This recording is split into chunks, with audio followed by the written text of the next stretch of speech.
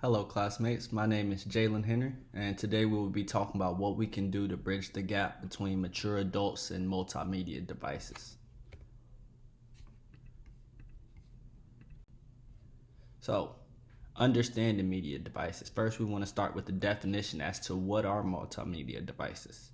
Media devices are electronic gadgets used to process various forms of context, such as audio, video, images, or even interactive data. They're commonly found in things that we have, such as smartphones, tablets, computers, etc. So, how do we use media devices in our daily lives? To be honest, the real question is, how do we not use media devices in our daily lives currently? So we use it from anything from getting directions to texting to looking online on the internet to discover more information. All of these are on media devices. So what are some common features or functions of media devices? I've already somewhat said it, but some media devices, most of them actually, have features such as cameras, speakers, touch screens, and internet connectivity. So, so now I want to talk for a second about the end goal and what exactly I plan to achieve through this. So what we want to do is empower mature adults to use media devices with competence and confidence. We want to promote social inclusion. Essentially, social inclusion just ensures that elders or mature adults, they feel connected, they feel involved in this ever-changing world of technology currently.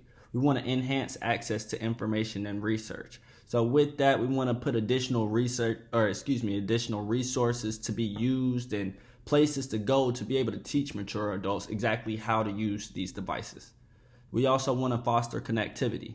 In this interconnected world, we can connect from social media to blogs to a variety of different ways. Just with that, we want to make it attainable for that elder generation to be able to use it the exact same way.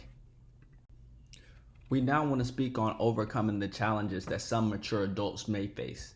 So I completely understand that technology can be scary or amazing, simply just depending on your viewpoint. There are people who want to manipulate you, get access to your information, whereas on the other hand, there's a wealth of information that you can get just from using said media devices. So, complexity of devices. Devices can be challenging to learn how to navigate. And that's why I wanted to create this goal of assisting mature adults. They didn't grow up in a time where they had access to all of this. Intergenerational divides. This is something that we want to overcome, such as not being able to successfully get in contact with loved ones who live far away. I know for me, myself, I have family that lives in Germany. If it wasn't for these multimedia devices, I would have no way of getting or keeping in touch with what's going on in their daily lives currently. That then leads to social isolation, especially in times such as COVID or being in an online class, not knowing how to maneuver it. You may need help. You may want to reach out and simply don't know who to call. Again, finally, vulnerability to misinformation.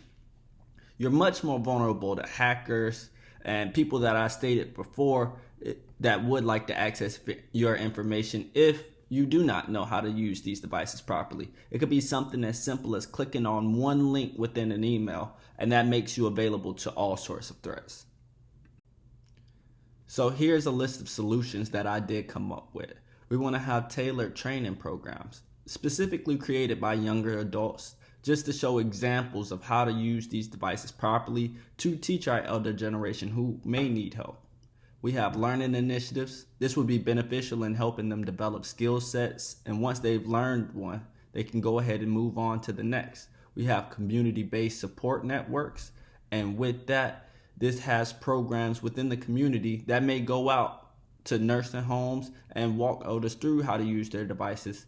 For those that don't have anything, we may also bring technology resources so they can learn along with their peers.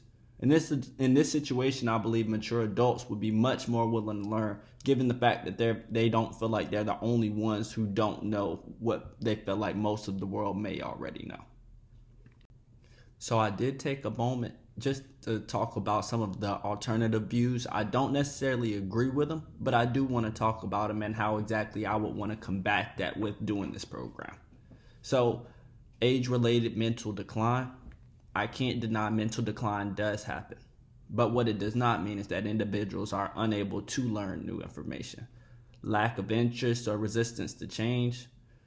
This one may be on the harder end of getting mature adults to come around, but for me, what I do is remind them that it's not specifically just for you. It's for those that care about you as well and trying to make us all interconnected. Finally, rejecting the importance of promoting digital inclusion. Digital inclusion is the ability for people, regardless of age, location, or abilities, to access education, and that's exactly what I feel like should be the case of the matter.